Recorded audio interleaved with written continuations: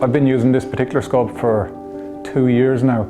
This came from Leupold back when we were doing stuff for Field Sports Ireland, and it's another one of those things that you spend your lifetime craving certain things, certain rifles, certain optics, and every now and then something just arrives that suits you down to the ground that was never really on your radar before. And this VX5 was exactly that. It just does everything that I want a scope to do, does it really well, and is very simple to use. It has probably the simplest turret to set up of any scope I've had. You just need an Allen key to take the turret off, you set your rifle and the turret goes straight back on.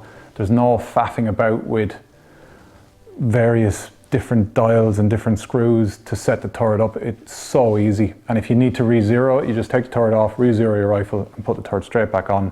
It's very, very simple and foolproof. So the turret on this particular scope is in MOA, or minutes of angle, but for no extra charge, you can send Leupold all your data, all your ballistic data, and they'll make you a custom turret to go on your scope for that specific rifle and bullet. I haven't bothered doing that because I put my scopes on so many different rifles, it wouldn't be current enough. By the time the turret had arrived back, I'd probably have changed rifle again. But it's just a really neat way of not having to faff about with ballistic charts or apps, that you can just get your data for your rifle and your ammunition, and Leupold will send you a custom turret, so you can have your 1, 2, 3, 4, 500 yard ranges just on the turret, so you don't even have to reference a chart to get your drops. The magnification range is perfect for me, 3 to 15, enough magnification to do whatever I need to do on open ground on the hill.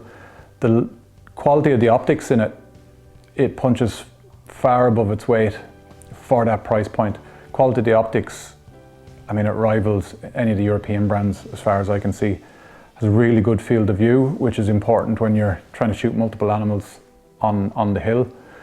Low profile, lightweight, it just ticks all the boxes for me.